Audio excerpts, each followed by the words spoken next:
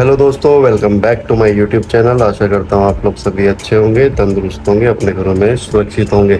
तो यार ये वीडियो मैं बना रहा हूँ, बहुत सारे मतलब कमेंट भी आए हैं मुझे कि भाई मालदीव्स में ड्राइविंग लाइसेंस कैसे अप्लाई करें, फोर व्हीलर का या टू व्हीलर का। और मैंने एक लास्ट वीडियो भी दिखाई थी, उस टाइम पे वो मतलब इतना वो नहीं था, नया नया यूट्यूब था तो सही से नहीं बता पाया था मैं।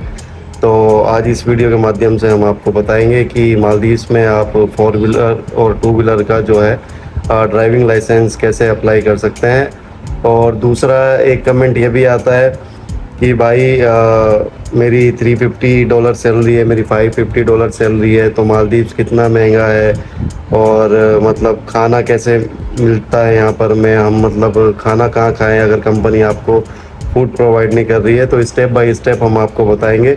तो सबसे पहले जो है हम लोग बात करेंगे अपना ड्राइविंग लाइसेंस के ऊपर कि ड्राइविंग लाइसेंस आप यहाँ पर कैसे अप्लाई कर सकते हैं। तो भाई मेरे पास जो है ड्राइविंग लाइसेंस मतलब मैंने अभी अप्लाई किया है, मेरे पास ड्राइविंग लाइसेंस नहीं था।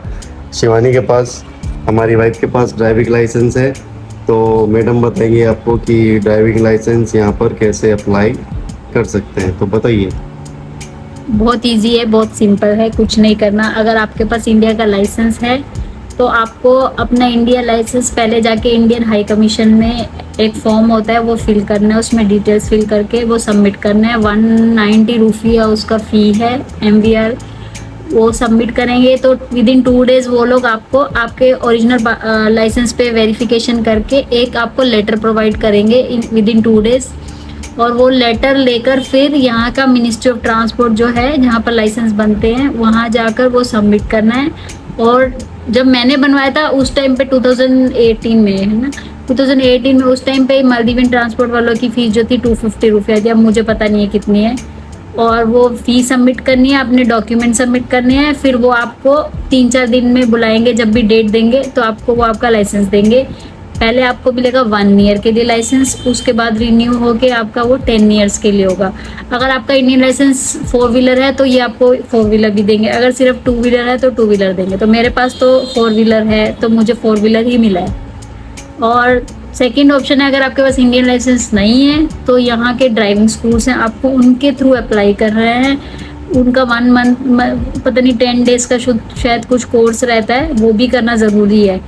वो फिर आपका अप्लाई करेंगे, फिर आपको एग्जाम देना होगा, प्रैक्टिकल भी और थ्योरेटिकल भी, सेम जैसे इंडिया में होता है। हाँ, मैंने कितना मैंने 2000 मैंने पे करा था हाँ यार। पे किया था, वो ड्राइविंग स्कूल का फीस था। उसमें थ्योरेटिकल एग्जाम हुआ था जाकिर का, बट जाकिर फेल हो गए थे बिकॉज वो दुबई में था, वो मतलब इंग्लिश में नहीं है। नहीं नहीं, इंग्लिश में था। इंग्लिश ट्रांसलेटर बैठता है साथ में, बट होता दुबई में है। तो वो नहीं यार, मेरे ख्याल से नहीं था दुबई में, इंग्लिश में था। तो फिर तुम क्यों फेल हो गए? मैं फेल हो गया, मुझे है नहीं था, ना बोल रहे हो तुम। इंग्लिश में था यार। अभी बहस छिड़ जाएगी हम दोनों की। मैं बताऊं क्या हुआ। मैंने अप्लाई किया ड्राइविंग लाइसेंस अपना, ठीक है। तो मैं यहाँ पर गया, जो यहाँ का वो सिखाने का वो क्या बोलते हैं उसे, स्पेस बनाया हुआ इन्होंने जहाँ पे सेंटर, सारे हाँ। स्कूल तो वहाँ पर वो आर्ट बनाओ, स्ट्रेट जाओ, पार्किंग कैसी करनी है, ये सब कैसे करना है। फिर एटलीस्ट 1 वीक तक मेरा चला था ये, ठीक है। रोज़ मैं जाता था, हफ्ते में 2 बार जाता था। फिर उसके बाद आपको ये वाली वीडियो कॉर्नर पे आई, इस देख लेना कि मैं कैसे सीखता था वहाँ पर। मतलब गाड़ी आती थी लेकिन वहाँ पे वो करना ही करना है, कंपलसरी है। फिर उसके बाद मेरा वो हुआ, क्या बोलते हैं, ड्राइविंग लाइसेंस के लिए थ्योरी एग्ज़ाम। तो थ्योरी एग्ज़ाम में यार मैं फ़ेल हो गया था। फेल हुआ, उसमें कुछ मार्क्स आते हैं, और मैं सच बताऊं तो मैं फेल हुआ। कुछ ट्रिकी क्वेश्चंस आए थे वहाँ पर कि अलग अलग तरीके के, वो मैं एक गूगल वो है ड्राइव, तो मैं अपने लिंक में यहाँ पे डिस्क्रिप्शन में डाल दूंगा, तो वहाँ से आप देख सकते हैं कि यहाँ के क्या क्या क्वेश्चंस होते हैं, ठीक है। और उसके बाद फिर क्या, मैं शायद हम लोग इंडिया चले गए थे। इंडिया गए तो 2 महीने के अंदर अंदर आप अगर फेल हो जाते हो, तीन या 4 चांसेस है, तो आप उससे को दोबारा मतलब कर सकते हो।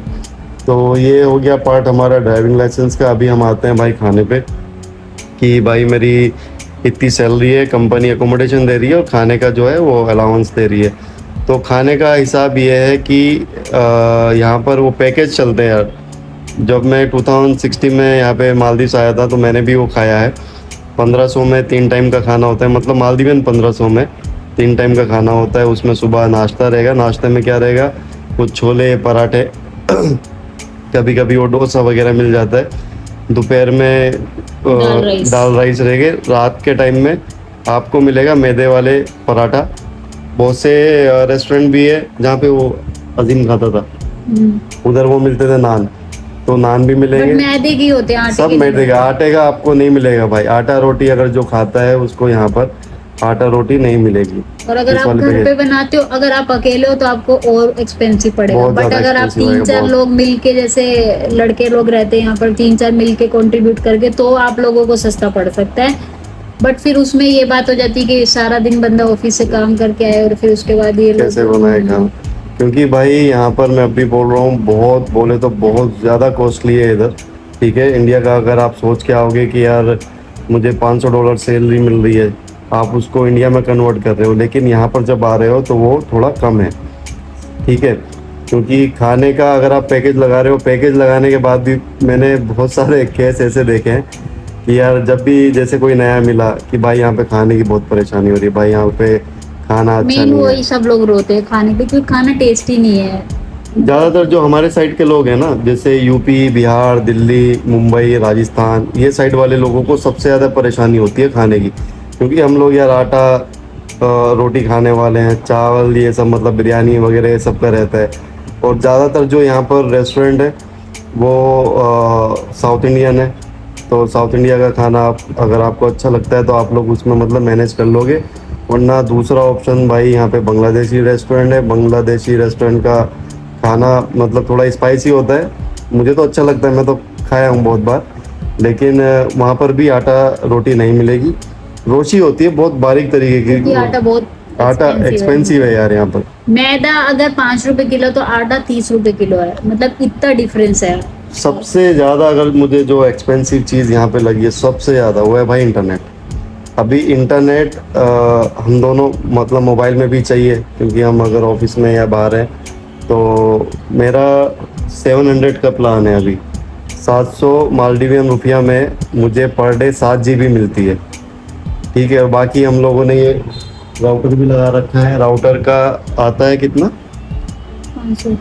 500 राउटर का हमारा आता है, मतलब मालदीवियन 500 का।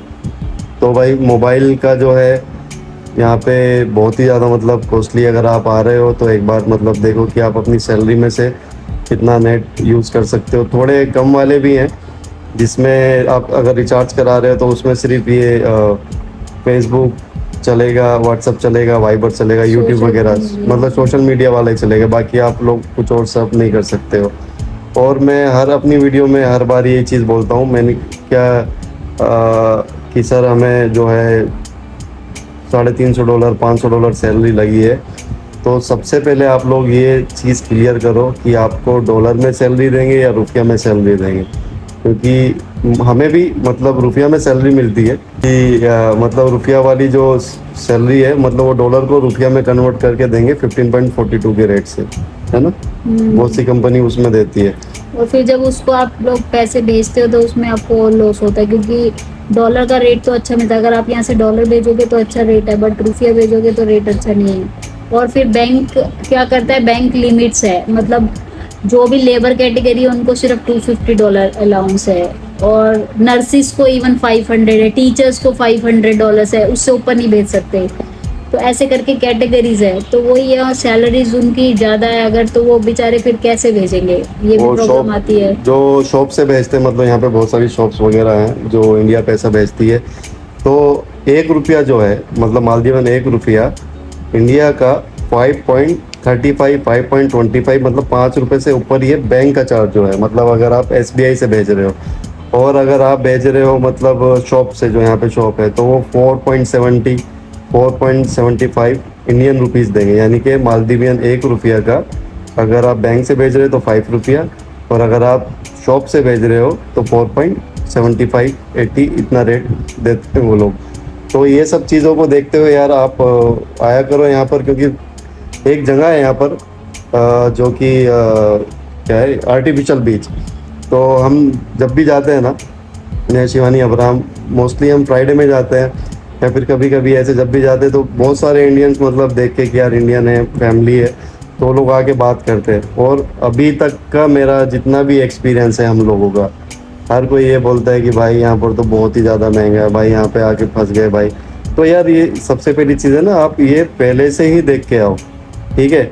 बहुत सारे इंटरनेट पे अभी मैं देख रहा हूँ यूट्यूब पे कि मालदीव्स की जॉब है, मालदीव्स का वो है, फिर यहाँ पर आके इस कंट्री को आप लोग बोलते हो ऐसा है, ये कंट्री वैसा है। कंट्री ऐसा मतलब बुरा नहीं है, आप लोग अगर सर्च करके नहीं आओगे तो यार वो तो उतना ही सैलरी दे रहा है जितना उसने बोला है। अभी महंगा है, उसमें लोग कुछ नहीं कर सकते, आपके हमारे हाथ में तो है नहीं भाई।